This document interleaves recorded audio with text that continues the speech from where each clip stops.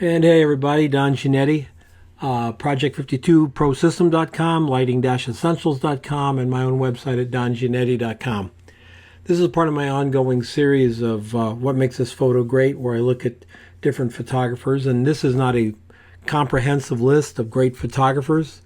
This is just a list of people who've inspired me and people I follow and the reasons that I follow them and the reasons that I think they're inspiring to me and what I get out of looking at their work.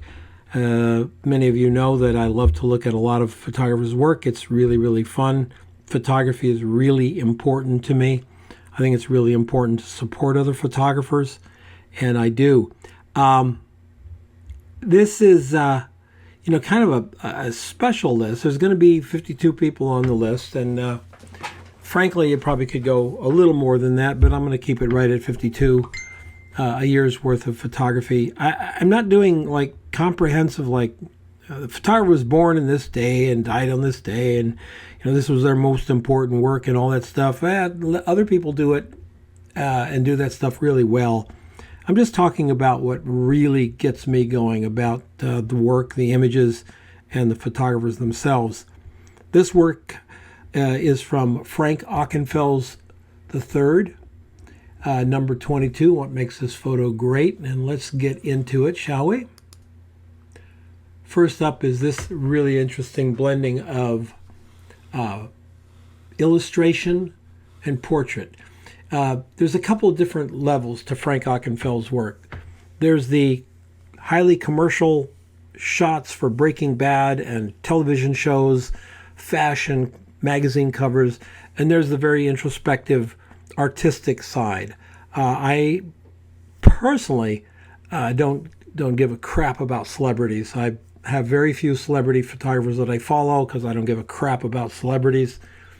I care about photography and art. Frank is one of those people who does the celebrity stuff, but he also has this great eye for art and this great ability to create art.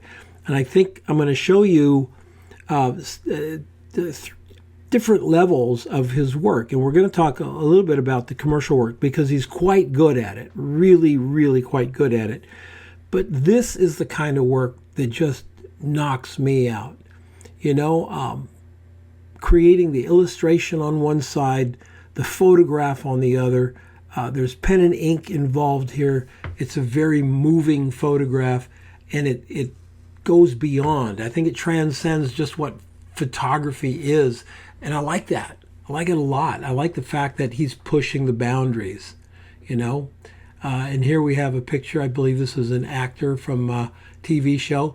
I love the fact that he uses these colored gels, grid spots, everything. The actor, I believe, is in character. So there's the grime and the dirt and the greasy hair and all of that type of stuff. But isn't this a powerful portrait?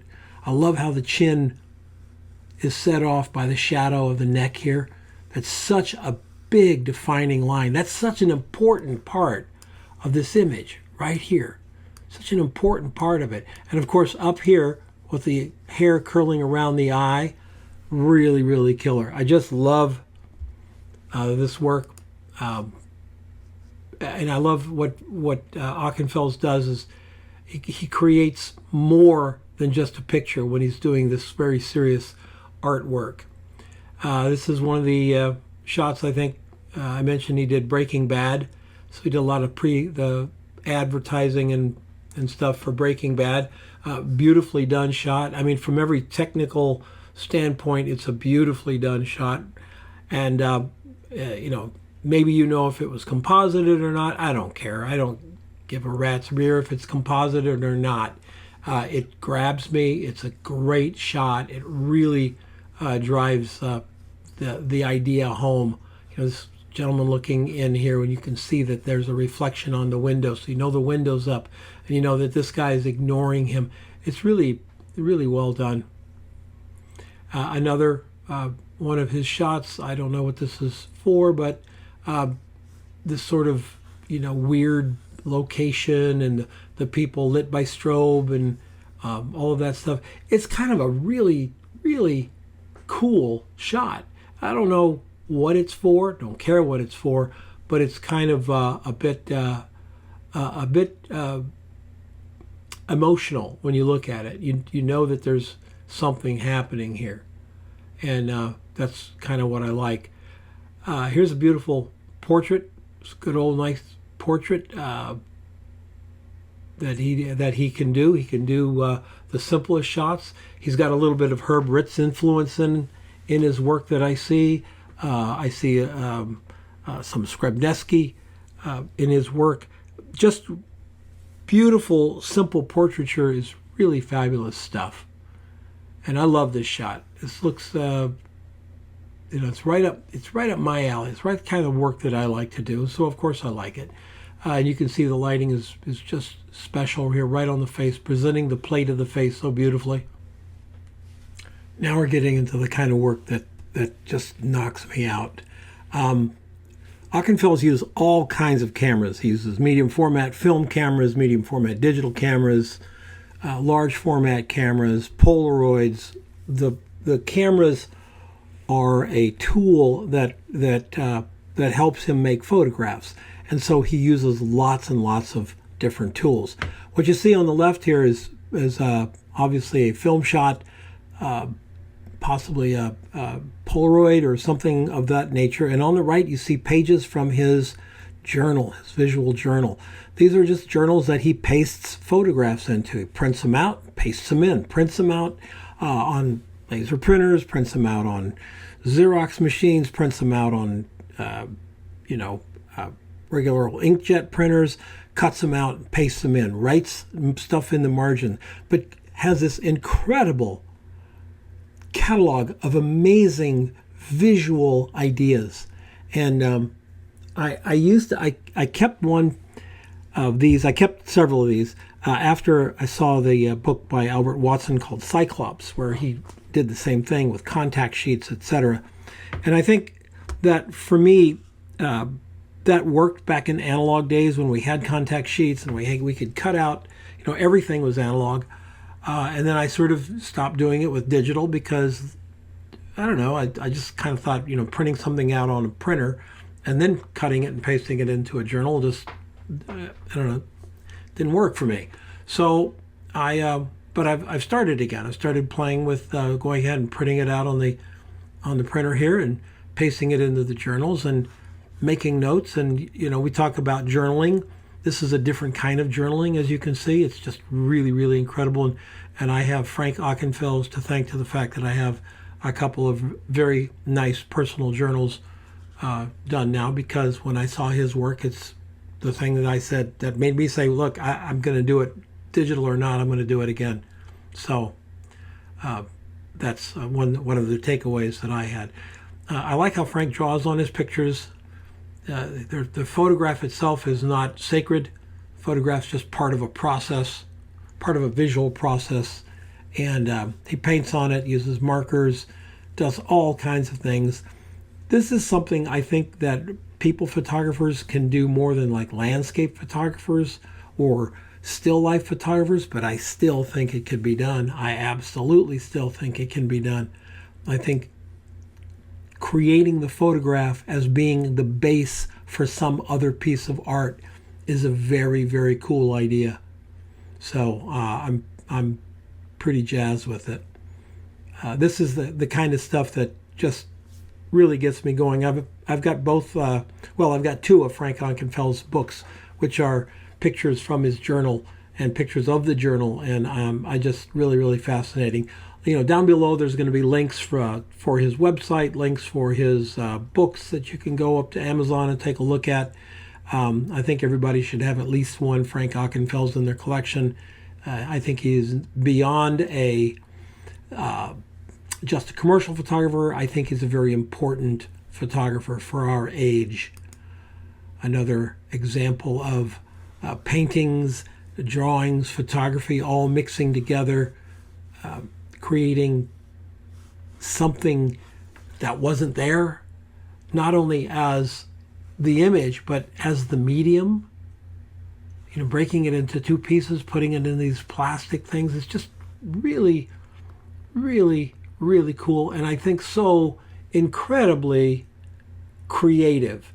And you may not like everything that he does. I don't like everything that he does. Some stuff leaves me kind of cold. I don't get it, and that's okay. It's okay for you not to, but it's powerful, powerful, powerful to look at the stuff that's done here and think, what can I do? And realize that the only thing that's stopping you from drawing, painting, rephotographing your work, using Xerox, etc., the only thing that's stopping is you. That's it. And a prescribed idea of what photography is supposed to be. And I think Frank Ockenfels amply demonstrates that maybe sometimes it can be more than that. So he's even got some graphic design in his book, his drawings, a totally straight black and white photograph of a kid in a hat. It's all part of that expanding visual creativity Frank Ockenfels displays. We're going to go into something a little bit more traditional now. It's a really wonderful one light portrait. I just think it's super how he just lets the back go dark. You know, in some portrait classes, you're going to get beat up for this, you know. But if that's all you've got, it's just incredible. Just incredible. He, a master of simplicity, by the way. Even though some of the work looks very complex, he's a master of simplicity. Love this portrait. I like the textures, I like the layers, I like the overlay, I like the fact that it's probably glass with water on it, and everything about the shot. It's just a beautiful shot, and it's very much like a shot that I would do, and very much like shots that I have done, because that kind of lighting is exactly right up my alley. So, and this beautiful shot of Angelina Jolie, again, another, you know, just the way I would light it too. Got a light there and got a fill card below her. Lots of this. And then we've got this flare or whatever this is coming back. It looks like old film, maybe old Polaroid, but it's supposed to look like this. It's supposed to have these flaws in the image because it adds another dimension to what he's doing. So what I would hope that you would take away by looking at Frank's work is the fact that you don't have to be, I guess, true to the photographic process, whatever that photographic process means to you, that you can step out a little bit, and that it is okay to pick up a manual analog camera now and then, and it is okay to get expired Polaroid film and see what the heck comes out on it. Some of creativity is just exploring the what ifs, right? What if we shot slide film and processed it C41? What if we shot C41 and processed it in E6? What if we took Polaroids and instead of letting them develop on the Polaroid material, we pulled them off real fast and let them develop in watercolor paper? What if we took photographs, photographic emulsion, and smeared it on canvas and used that canvas as a printing tool or even as an exposure tool? There's so many things that we did in analog, and we can do the same thing in digital. There's 1,000 things you can do in digital. You just have to ask yourself, you know, am I going to give myself permission to do them? And Frank Ockenfels is one of those photographers that I think gives us, you know, the idea that, you know, maybe needing permission to do whatever it is that we want to do is totally okay. It's totally fine. It's fine to draw on your photographs with an ink pen. It's fine to take them and split them up and put them into cassette cases or something. It's fine to take them and take the picture and Xerox it, cut the Xerox out, rephotograph it, make the print and smear ink over it. It's okay to do that. We can take our pictures and paste them into albums if we want to, make our own books. Not books like through Blurb, but our own book that only we look at. Just us, just our own selves, our own one-for-one book. Anyway, I hope you enjoyed Frank Ockenfels III, and I got a little bit of something out of it. He's a fascinating photographer, one of my favorites, and I'll see you next time. If you like what I'm doing, hit the like button. All right, that's all I would ask you to do. If you hit the like button, really helps me out. I appreciate it. Thanks, everybody. We'll see you next time.